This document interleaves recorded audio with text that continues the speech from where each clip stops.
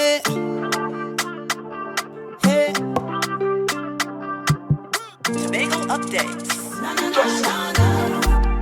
Good morning, Tobago.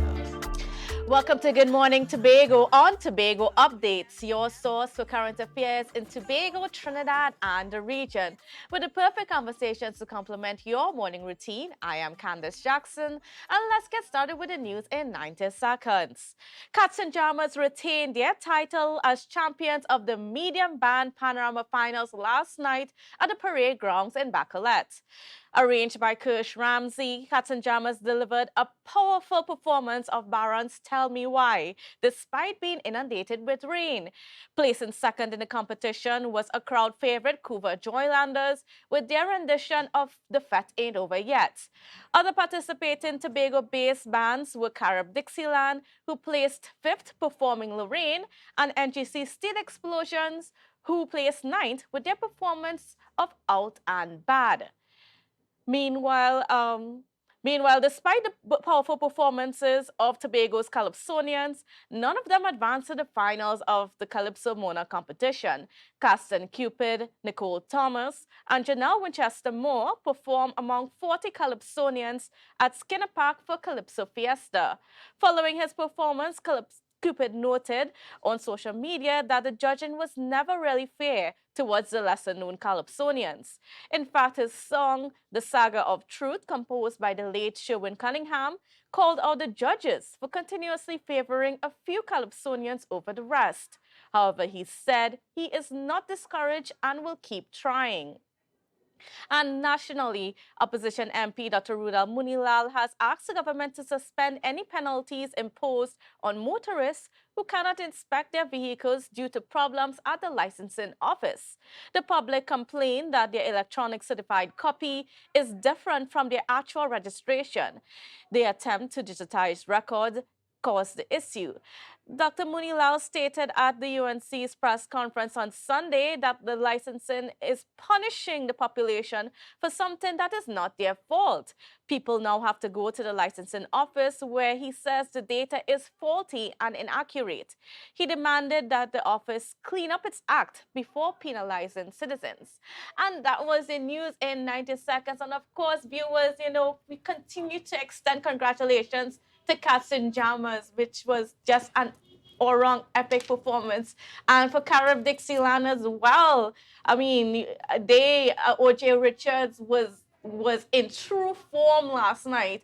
I mean, it was definitely great performances from Tobago's bands, but not just Tobago bands, was just hearing all of our national bands, medium bands, just coming forth, each one from each community bringing that bit of specialty and niceness to the thing. It was amazing, and Pan is in good hands, and we're glad to keep having medium band finals here in Tobago. It's a good initiative, and let's hope that this really becomes a permanent fixture, because yeah, it's wonderful to bring that home here to Tobago. But moving on, as we're talking about Carnival, we have to talk about safety at Carnival time. That's, of course, extremely important as we move on. Carnival, I mean, it starts this weekend, and there's a lot in place for that. So to get us updated and to give us some much needed tips, we have on set with us none other than Anderson Alfred, Inspector in the TTPS. A special good morning and welcome to you, sir. How are you doing? I'm fine, thank you, and good morning to you and your viewers. All right, now I want to get into the Carnival stuff, but just before we get into the Carnival stuff, I just want to get a little update on what's been happening over the weekend. We saw that on Friday we recorded, unfortunately, our first murder for the year here in Tobago, and I know that some developments happened with that case. What can you share with us? Yes, indeed, it is. It was unfortunate that we recorded our first murder in Tobago, and on behalf of the Tobago Division, the officers and the administration, we want to extend a heartfelt condolences to the family. We have engaged the victim and witness support system in gear to deal with the persons that were adversely affected by it. And we also want to extend to the community of Plymouth, which is a very close-knit community, that we are there to support them. We are there and we care. So we continue to work together with the citizenry to understand their situation and their cries for help. But I must say that the Homicide Bureau is on top of the situation, and from all indication, they are moving in a very positive direction. So we are working together with the Homicide Bureau, the specialist unit tasked with that investigation. All other units are on board with that investigation, and we want to give that family and the community as much support as they can get. Was there a suspect held, or what's happening there? Well, based on the investigation, and there are persons who are assisting with the investigation. Okay. So based on the outcomes of that, the Homicide Bureau will be able to move forward. All right. And then do we have any indication as to a possible motive? Well, that is being still- that's forthcoming. Okay, no Yes. problem. All right, so now moving on to Carnival. You know, we have quite a few events here coming up in Tobago, Yes, and I indeed. know that that's something that we need to be cognizant on as motorists, of, you know, where we park and just some things to be aware of. So I'm gonna just give it over to you. Yeah, what we have been dealing with is persons post the Carnival fets complaining that their vehicles, they observe their vehicles were tampered with in some way or the other. So what we are trying to do, we're trying to get persons on board, the promoters, the event coordinators. Upon your application for an event, we must, as investigators, work with you to visit the scene.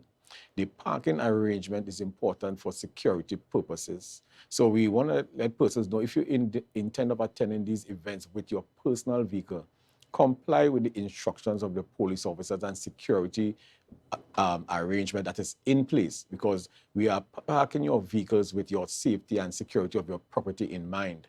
Persons have the idea that if they park away from the venue, it's easy for them to exit the venue. But when you do that, you are out of the security perimeter. We cannot guarantee that we'll be able to go to the extreme ends of the event or the venue to locate your vehicle and to pay attention to it. So we want to put this out there. So please comply with the instructions of the police officers on duty. We are doing it systematically for your safety and the safety of your property. Are you also working with events promoters to ensure that wherever the venue is, there is some adequate space to provide some sort of security in parking? Indeed, indeed. So within the investigation, lighting is considered. As we see persons now, they are renting the lighting towers, which are an additional security. There are also sanctions that we put barriers and no parking signs. Those signs are important for your safety. In the event of an emergency, emergency vehicles can freely enter the property and leave the property without any form of hindrances. But when persons park indiscriminately or park at their own convenience, you put a danger to persons who require emergency assistance.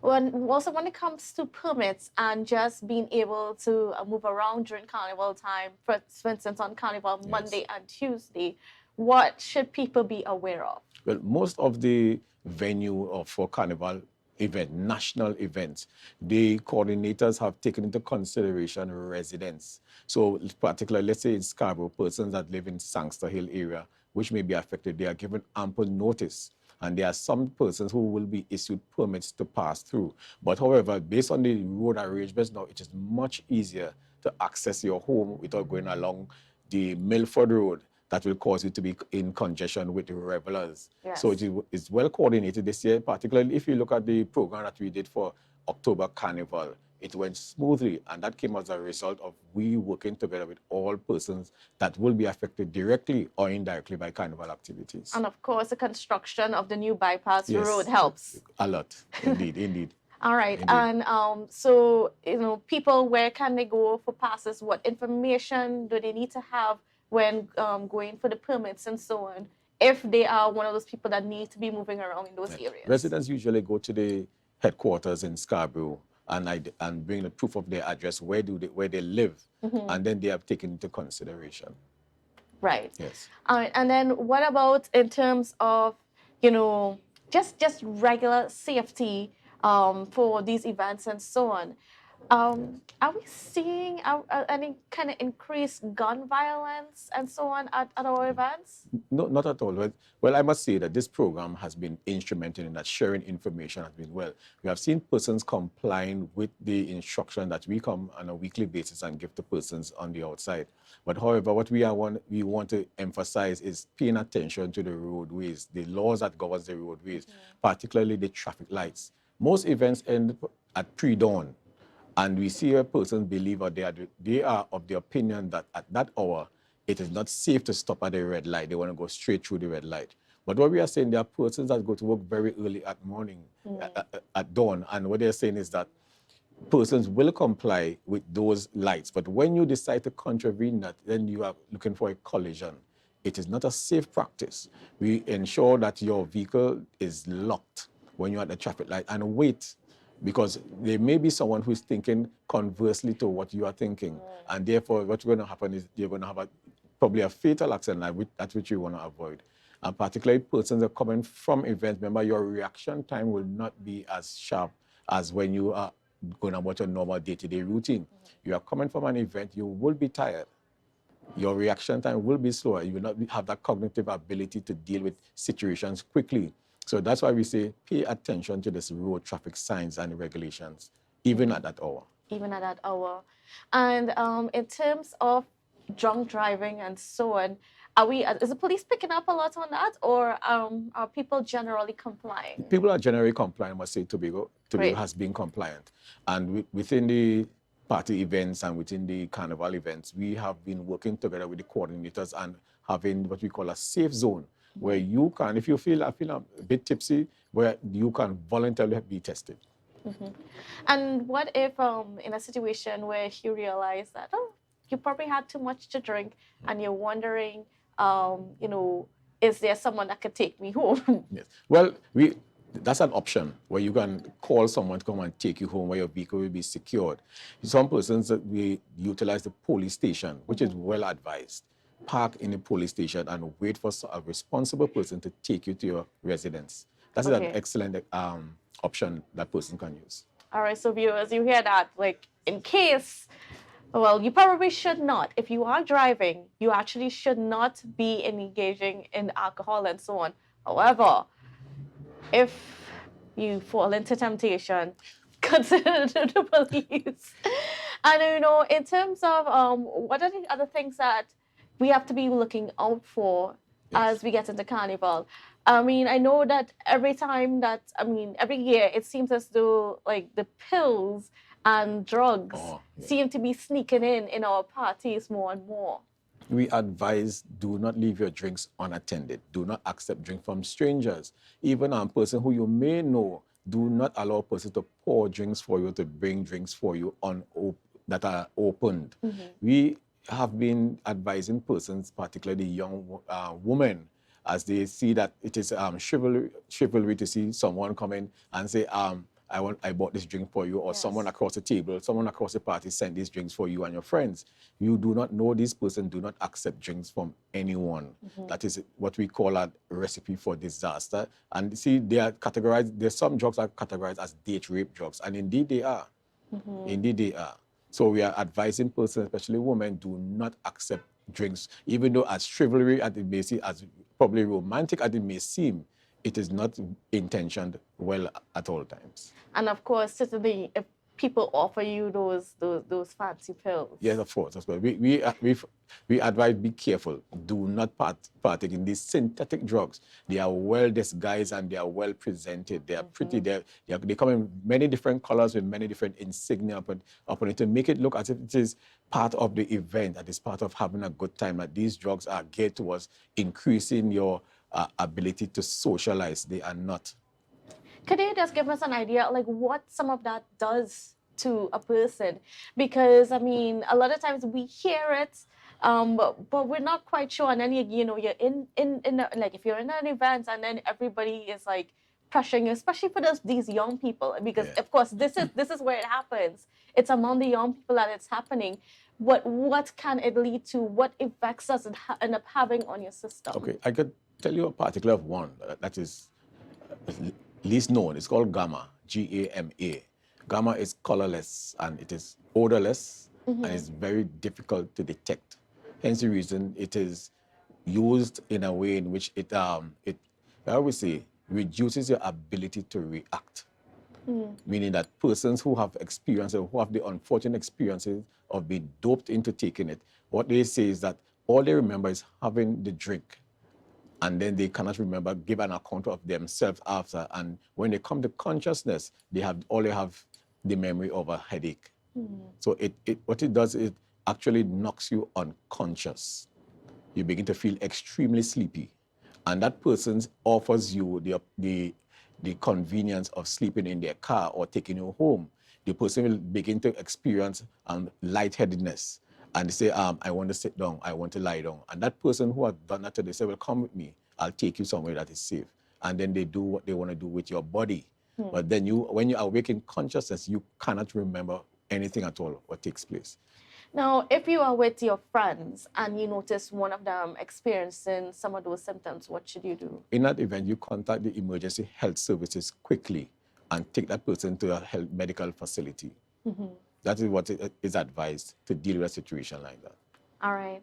And then, of course, you know, how are things looking in terms of our planning just on the whole for Carnival? Well, we are doing quite well. We have an excellent operation plan to deal with all Carnival activities in every area of Tobago. Some officers have been called off vacation leave to augment the strength of the police officers on the streets. I want to advise the public and to make the public know that we will be there. We have your back. We have you covered for this Carnival season. Additionally, persons who are not taking part in Carnival activities, the campers in particular, yes. The campers, we want to advise campers, before you engage in camping activity, let the district police officers know where you're camping. We need to know the capacity of your members in the camp. We would like to know exactly what vehicles you will be using to facilitate your camping activities. We want to advise persons who are sending children to camp also, do a background check and find out the reputation of the camping organization, as well as the camp director and members of staff. So you need to know who you are putting your charges in care of. So that is very important for our campers. Be aware that we, the police officers, will be visiting your camp on a regular basis. Ensure that persons are accounted for. Though we have a situation where persons stray and leave the camp for whatever reason, right? And then we have to report a missing person. Do regular roll calls, regular roll calls for your campers, so you can account for each person. Yes, and you know, sometimes, you know, children can be tricky. Yes, indeed. And yes, sneaky. Indeed. So, I mean, camp directors, you know, watch out for it. I mean, whether you are overnighting or we also have the day camps going on as well. Yes, we do. So be very mindful. Yes, indeed. All right. Well, Miss Inspector Alfred, I want to thank you so much for being on with us and giving us these tips. Viewers, please remember that the police are there to help and to serve us.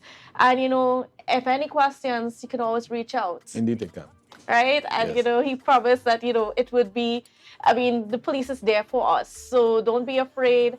And, of course, if we see our officers out there, please respect the instructions that are given to you. Just follow them. If you have any questions, you can always ask them a question. But, of course, I mean, just be respectful. Thank you very much. All right, thank you. But we also go anywhere because when we come back, we have more after the break. And